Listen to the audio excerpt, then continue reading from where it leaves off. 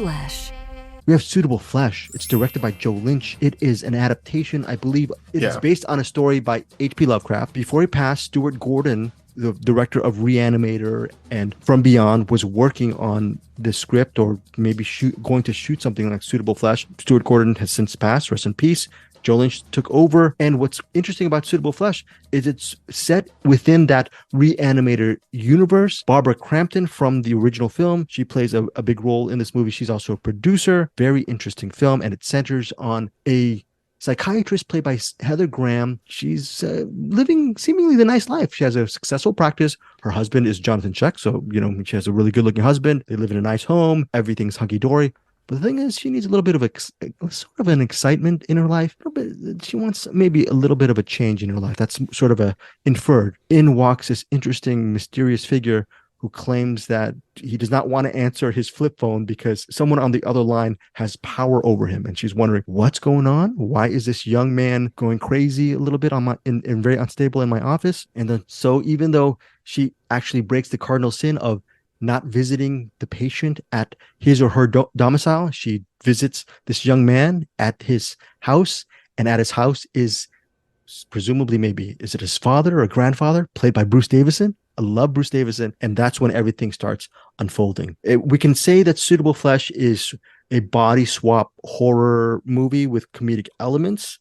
And it's a very interesting film. I really loved it. I felt it was in the spirit of Reanimator and From Beyond. And I loved Joe Lynch's direction all around. I thought Heather Graham was fantastic. I have so many great things to say about this movie. But before we get to what I have to say, let's get to what Bruce has to say about Suitable Flesh. Was this movie suitable for you? Overall, no. But let me preface this by saying everything that I'm going to say in criticism to this movie, could be said in criticism to a movie that I liked later on. So a big part of this is whether the particular tone of this movie works for you or not. I guess that's kind of my big caveat on the front end of this. The problem I have with this movie is it kind of has its foot in two sort of subgenres, right? It's got itself in the H.P. Lovecraft, Reanimator, From Beyond, B-movie, possession-y sort of genre.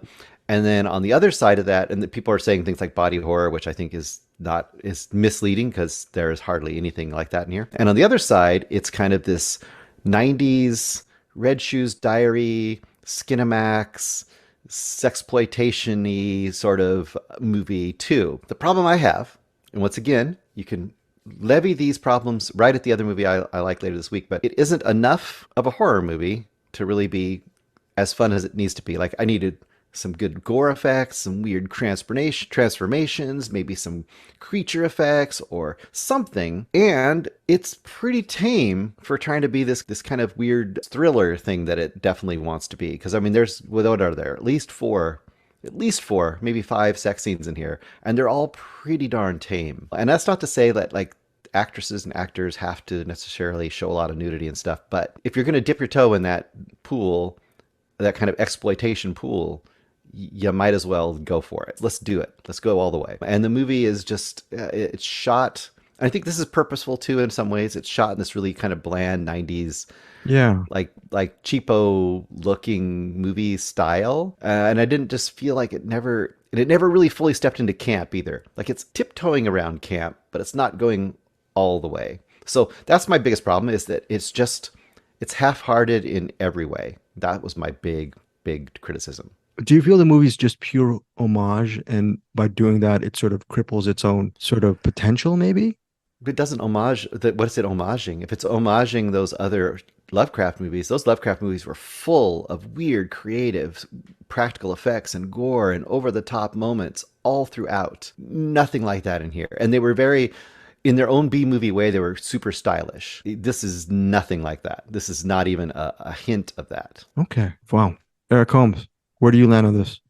So at first, I really did not like this, just because it's the way they portray mental health patients and professionals. I thought was completely irresponsible. And then as the movie goes on, I was like, oh, this movie's not to be taken seriously. Then we're good. I did like that the one of the characters was wearing a Faith No More shirt. And I guess Joe Lynch also directed a Faith No More video. So that's probably why that's in there. That was cool. You had the split diopter. which Greg likes. And that also kind of led me to think of like Brian De Palma movies just in general, especially Brian De Palma's more trashier movies where like it's Body Double. Yeah. What's the one with Jonathan Lithgow? Oh, yeah. Raising Cain. Raising Cain. This reminded me a lot of Raising Cain. It's probably a bloodier version of it because although Bruce mentioned like the gore effects weren't quite there, there was some parts where it gets pretty bloody, especially towards the end. This is pretty much a B movie. It felt like if Brian De Palma, like 80s Brian De Palma, was doing a B movie of a H.P. Lovecraft story. Yeah, probably what it would look like, which is weird that Stuart Gordon was supposed to do this because I didn't get much Stuart Gordon out of this. Definitely more Brian De Palma. In spite of all that, it's definitely sexploitational. I think I mentioned to you guys when I was halfway through a message, was like, what even is a sex scene? And then Bruce said you could use that to describe the entire movie. I wonder, Bruce, is this like a 1-star banger? Is this pretty much what a 1-star banger is? There's a lot of banging. I don't think it's that bad, honestly. I just think it's, for me it wouldn't be, but I could see people thinking of it as 1-star banger. I don't, like I said, I don't think it doesn't go hard enough in the camp for me to be a 1-star banger. On one hand, this feels like intentionally bad. Yeah. But then it doesn't. Like there's a lot of stuff that seem like they know pretty well what they're doing. My problems with it early on, as the movie went, those problems went away because I just kind of, this is what this movie is. So those issues I had early on, like no one's going to watch this and go, oh, this is how mental health professionals act. We talked about the Sam Fuller movie of an indictment on not so much. It's an indictment, not so much on the mental health facilities, but rather how mental health facilities are portrayed in movies. Sam Fuller's Shot Corridor was an indictment on movies like this.